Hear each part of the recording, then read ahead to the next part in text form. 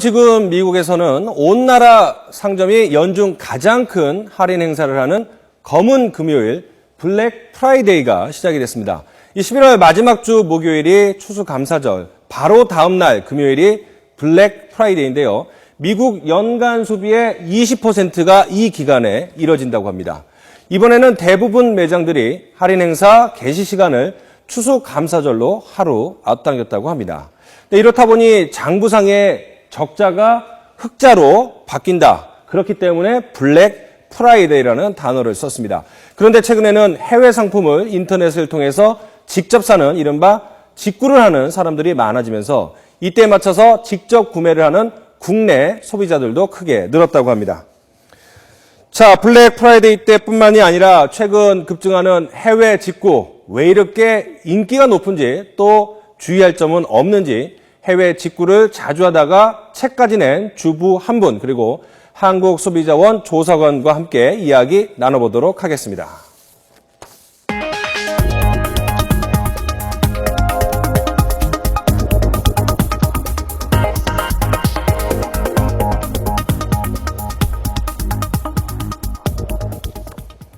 네, 그럼 출연자들과 함께 자세히 직접 구매, 직구에 대해서 알아보도록 하겠습니다. 책을 쓰신 주부 박주영 씨, 그리고 한국소비자원 문상희 조사관 나오셨습니다. 자, 먼저 블랙 프라이데이가 최근에 많이 인기를 끌고 있는데, 관심을 끌고 있는데, 최근에 또 사셨습니까? 저도 청소기를 하나 구매하고 싶어서, 예. 우리나라에서는 정가 다 주고 구매를 해야 하잖아요. 그런데 이 해외에서는 리퍼 제품이라고 해서 한번 고객이 변심했다든지 뭐 해서 다시 수리를 해서 판매를 저렴한 가격에 하는 게 있어요. 그래서 그 제품을 구매하려고 지금 눈여겨보고 있습니다. 그 블랙 프라이데이 때 파는 물건들이 정상 제품인지 아니면 2월 상품이나 재고 아니면 지금 말씀한 것처럼 변심에 의해서 환불된 그런 상품들입니까? 주로 어떤 것들이죠? 정상 품목들도 당연히 있고요. 그리고 시즌이 지나서 뭐 가격을 더 저렴하게 해서 판매하는 상품들도 주로 이루고 있죠. 근데 조금 복잡하죠. 그 해외 사이트, 뭐 아마존 같은 데 이제 직접 구매를 하게 되면 배송은 어떻게 하는 거죠? 그 해외에서 한국까지, 우리나라까지 직접 배송해주는 사이트들도 있고요. 이제 뭐 자국에서만 배송을 하겠다 하는 사이트들은 이제 배송 대행지, 즉 배대지라고 불리우는 업체를 통해서 물건을 배대지로 한번 받았다가 거기서 다시 우리나라로 보내주는 복잡하지 않습니까? 살짝 복잡하긴 한데요. 한번 이제 좀 알아놓으면은 그 다음부터는 그다지 어려운 것 같지는 않습니다. 자, 지금 뭐 물건 같은 거 사셨는데 좀 설명 좀 해주시겠습니까? 얼마나 싼지 좀 궁금한데 언제 사신 것들이죠? 이것들은 대부분 제가 역시즌을 이용해서 뭐 겨울에는 여름 상품을 산다든지 여름에는 겨울 상품을 산다든지 이렇게 해서 더 많이 저렴하게 구입한 것들인데요. 그러니까 굳이 블랙 프라이데이 때만 아니라 여름 때는 겨울 상품, 겨울 때는 여름 상품을 하면 싸게 살 수는 있겠네요. 네, 그렇죠. 훨씬 저렴하게 살 수 있습니다. 티셔츠는 한번 들어봐 주세요. 네, 이런 여름 에드 티셔츠도 이 브랜드 제품이라서. 지금 브랜드가 뭐 확연히 나오긴 하는데 얼마 정도 백화점에 가시면은 이런 제품들도 4만 원에서 5만 원 정도는 정상가가 우리나라에서 뭐 저렴해도 3만 원 이상 정도 하거든요. 저는 만 원대에 구매를 했고요. 배송비는 어떻습니까? 배송이 합한 금액입니다. 배송비를 합쳐서 만 원이요? 엄청 싸네요. 그리고 뭐 이런 애기 점퍼 같은 것들도 이런 뭐 보니까는 유명 상품인데 뭐 오리털 제품 이런 것들은 한번 들어봐 주시죠. 엄청 가격이 애들 것임에도 불구하고 10만 원 훌쩍 넘어가거든요. 보통 백화점에서 정상가는 얼마죠? 15만 원 이상 15만 원, 되는 것 같아요. 저는 이거 운 좋게 5만 원도 안 되는 금액에 구입을 했었어요. 그랬고 이런 양털 부츠도요. 상당히 비싸거든요. 근데 이런 거는 가끔 그 지정된 사이즈만 가격 인하를 대폭 해주는 경우가 있어요. 그러면은 사고 싶다고 해서 그때 구입하는 게 아니라 좀 눈여겨봐뒀다가 가격이 저렴해지면 그때 주로 구매를 하게 되죠. 그러니까는 사실은 다 보니까 메이커, 우리 그 주부들이 좋아하는 메이커를 많이 사셨는데 가격을 보니까는 뭐 마트에서 파는 이름 없는 업체의 그 상품이랑 가격은 크게 다르지가 않으니까. 네, 그렇죠. 좀 유명 브랜드의 제품이고 그 퀄리티가 좋다고 해야 되죠. 품질 좋은 제품들을 가격대는 참 착한 가격에 구매를 할 수 있으니까 그게 직구의 큰 장점이 아닌가 싶어요. 자, 지금 가정주부 입장에서는 조금의 수고를 하면, 감내를 하면은 매우 좋은 제품, 인기 있는 제품을 싸게 살 수가 있는데 사실은 그런 것들이 뭐 주의할 점도 당연히 있지 않겠습니까? 어떤 것들을 좀 주의를 해야 될까요? 네, 아무래도 아까 말씀하신 것처럼 가격이 싼 만큼 네. 그 가격이 싼 걸 악용해서 네. 파는 그런 허위 사이트들이 있기 때문에 허위 사이트들도 있군요. 예. 네, 그런 부분을 좀 조심해야 되기 때문에 네. 너무 가격을 싸게 판다거나 하는 그런 사이트는 가급적이면 이용을 좀 자제해 주시고 네. 그리고 그렇게 유명하지 않은 사이트의 경우에는 또 한 가지 네. 약간 그 판매자가 네. 구매를 한 다음에 물건을 보내지 않고 네.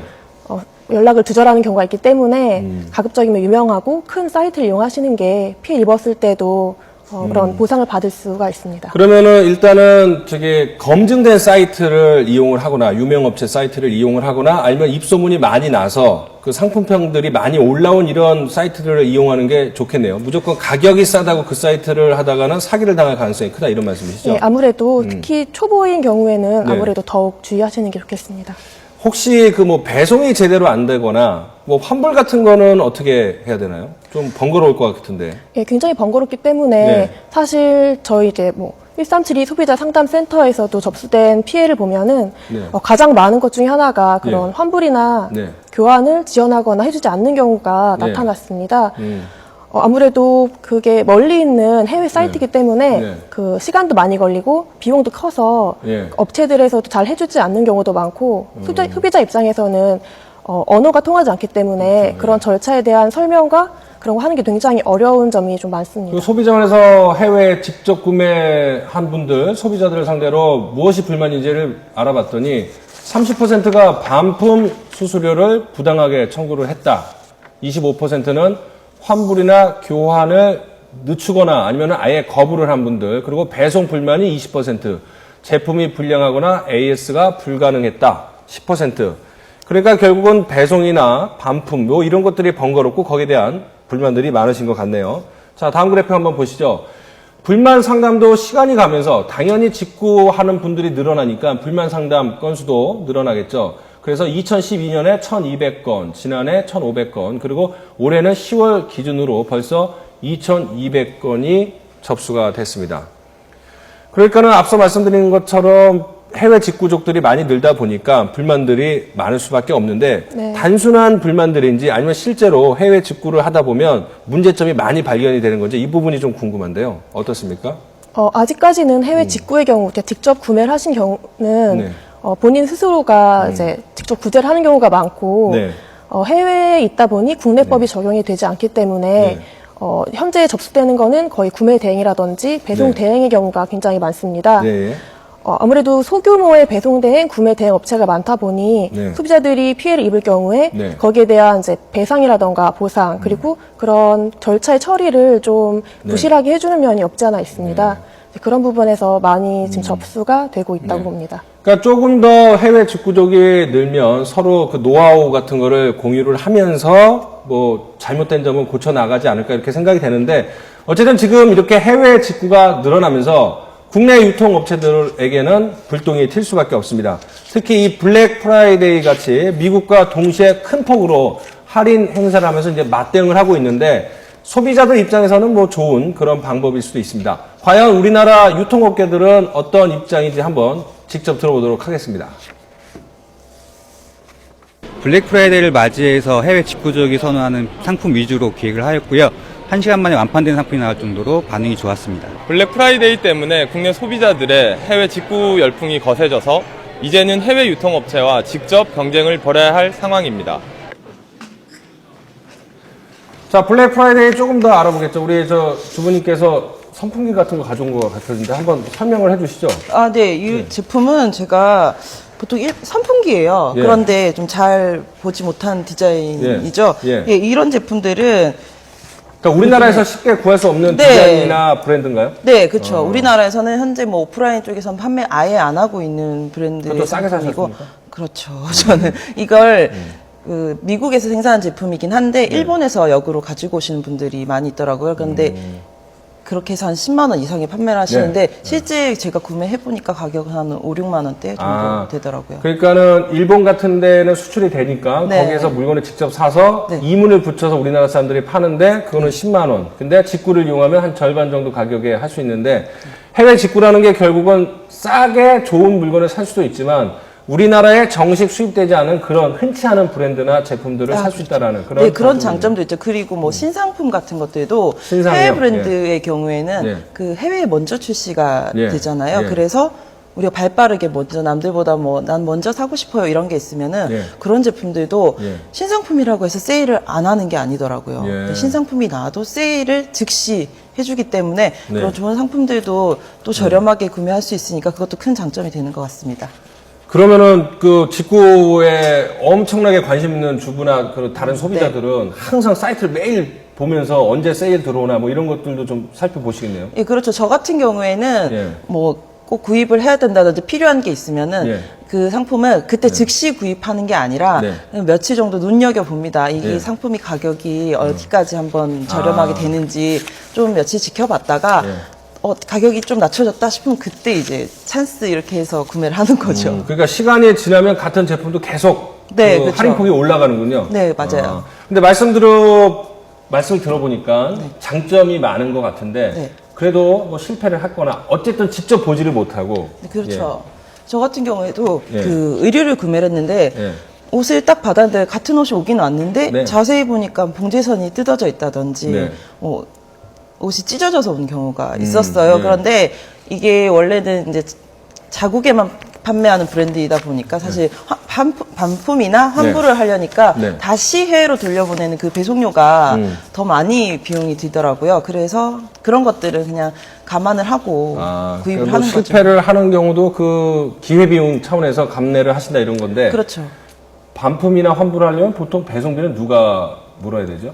이게 구입하는 제가 소비자가 직접이요? 네. 우리나라는 보통 업체에서 잘못된 물건이나 불량품 보내주면 배송비 부담하지 않습니까? 우리나라는? 네, 그렇죠. 근데 해외 직구 같은 경우는 소비자가 직접 부담을 해야 되는군요. 왜냐하면 네. 그 해외 사이트들이 네. 우리나라까지 배송을 해준 게 아니라 그 배대지라는 배송 그 대행 미국에 업체? 있는 네. 그 현지에 있는 주소로 배송을 해준 거기 때문에 그 판매처에서는 그 해외까지 왔던 그 배송료에 대해서는 그 손해배상을 할 의무가 없는 거죠. 정확히 따지면. 그렇기 때문에 그건 고스란히 소비자의 몫으로 돌아오는 것 같아요. 그러면 방법이 없습니까? 이런 경우에 뭐 업체가 물건을 잘못 보냈는데 환불을 거부하거나 아니면 지연을 시킨다거나 이랬을 때 해결할 수 있는 방법이 없고 다 소비자 피해로 고스란히 가는 수밖에 없는 건가요?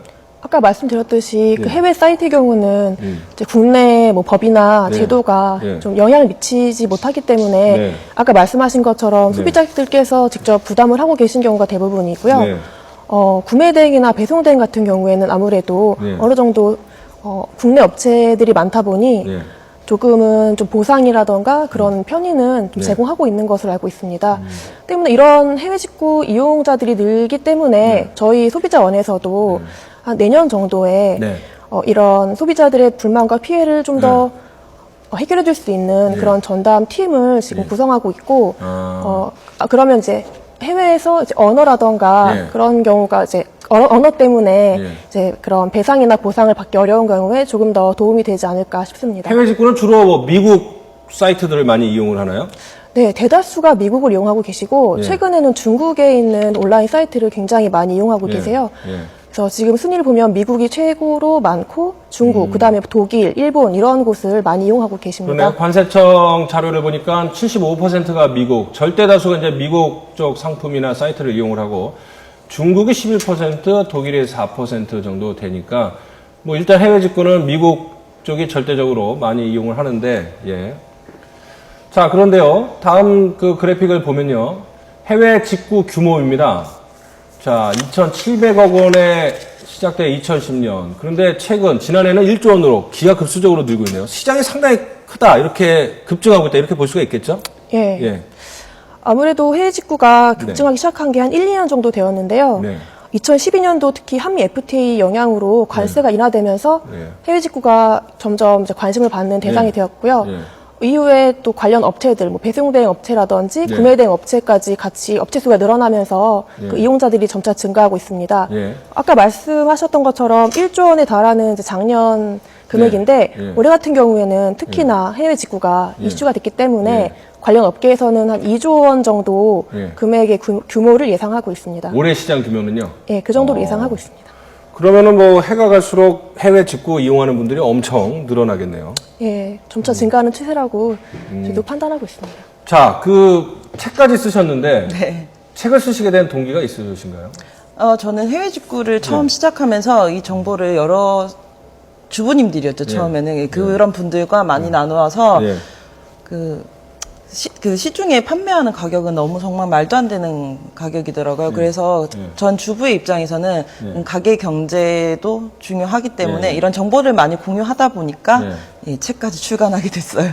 그러니까 뭐 이른바 직구의 달인이다 이렇게 표현을 할 수도 있을 것 같은데 직구를 언제부터 시작을 하셨죠? 저도 2009년에서 10년 사이에 저도 아이를 출산하면서 시작하게 됐는데 육아용품을 구매하려고 봤는데 가격이 굉장히 비싸더라고요. 그래서 이걸 조금 더 싸게 구매할 수 있는 방법이 없을까 하고 좀 많이 검색을 해봤었는데 그러다가 다른 주부님의 해외 직구 사례를 보고 나도 한번 해봐야겠다라고 해서 처음 시작한 게 지금까지 오게 됐네요. 자, 그러면 직구의 달인으로서 해외 직구를 하고 계시는 분 아니면 관심이 있는 분들한테 한번 조언을 한마디 좀 해주시죠.